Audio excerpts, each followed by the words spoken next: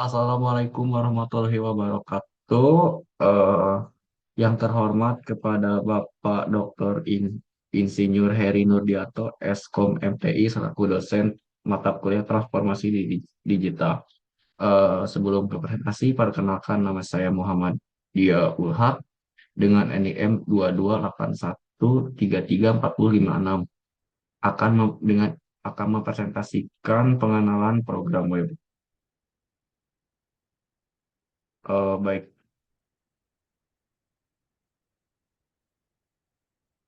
eh, Pengenalan program web. Pemrograman web adalah seni dan ilmu membangun situs web dalam aplikasi web interaktif yang melibatkan penggunaan bahasa pemrograman, kerangka kerja, teknologi web untuk menciptakan pengalaman online yang menarik dan fungsional bagi pengguna. Baik, apa sih komponen utama dalam pemrograman web?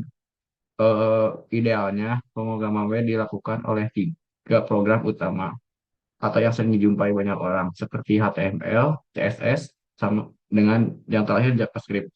HTML. HTML digunakan dalam bahasa makro yang digunakan untuk membangun struktur halaman web. Sedangkan untuk CSS bahasa untuk mendesain dan mengatur tampilan visual halaman web. Jadi kalau misalnya ada visual-visual yang menarik, itu berarti seseorang adalah program yang bagus dalam bidang CSS.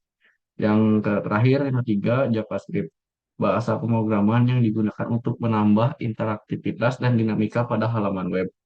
Jadi untuk selain HTML untuk membangun strukturnya, fondasinya, yang kedua untuk desainnya, visual tampilannya, terus yang ketiga adalah interaktif dinamika. Jadi seberapa menarik dan seberapa bagus sih gitu untuk webnya, yaitu menggunakan JavaScript.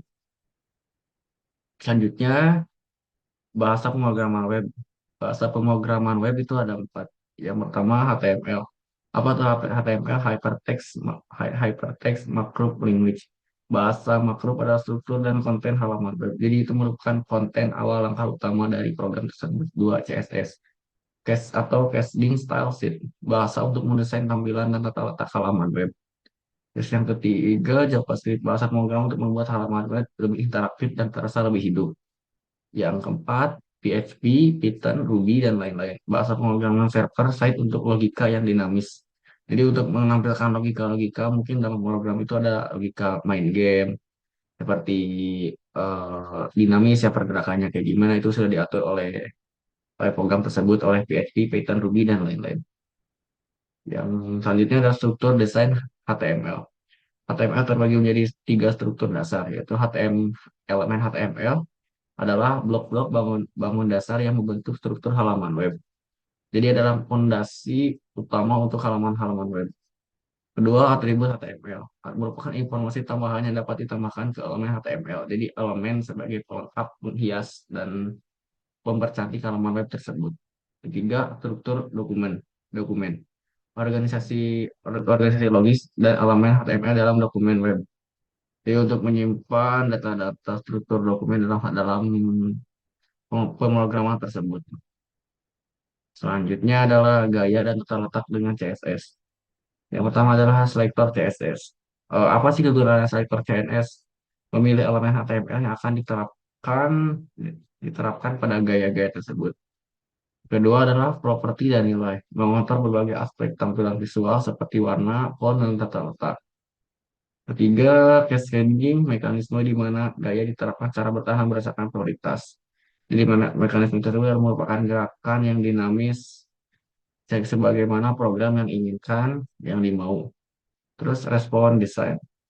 Agar apa? Memastikan halaman web tampil optimal di berbagai perangkat dan ukuran layar. Jadi ini merupakan optimisasi yang digunakan oleh beberapa perangkat. Misalnya kan untuk membuka web satu dengan web yang lain pasti akan berbeda. Contoh, untuk penggunaan halaman mungkin saya sebar ya untuk halaman program di smartphone Apple sama smartphone Android itu berbeda. Makanya itu harus dioptimalkan untuk semua handphone bagaimana dan melakukan perangkat dan adaptasi. Maka mereka menggunakan standar-standar begitu. Standar-standar seperti respon design agar kompatibel dengan semua perangkat. Ya, selanjutnya adalah interaktif dengan JavaScript. Pertama, manipulasi dong. Apa itu manipulasi dong? Mengubah struktur dan konten halaman web secara dinamis. Ya, ya. Di struktur halaman itu harus dinamis ya dapat berubah-ubah kapanpun yang dibutuhkan. Yang kedua, pemrogram event. Respon interaktif penggunaan seperti klik, scroll, dan input. Jadi itu seorang programmer dapat menambah atau mengurangi program-program tersebut seperti scroll, input, download, dan lain sebagainya bila diperlukan. Tiga, Ajax dan API atau mengambil data dari server tanpa membuat ulang halaman. Ini adalah merupakan mengambil, mendownload, mengunggah atau mendownload tanpa membuat halaman server. Itu menggunakan program Ajax dan API. Yang ketiga, selanjutnya adalah kerangka kerja dan library populer. Rich, Rich adalah kerangka kerja kelas untuk membangun antarmuka pengguna. Angular adalah kerangka kerja komprehensif untuk aplikasi web kompleks. Vue.js adalah kerangka kerja progresif yang lebih dipelajari. jQuery adalah library JavaScript yang menyederhanakan manipulasi dong. Jadi lebih lebih ramah lagi untuk para pelajar. Tren dan perkembangan web.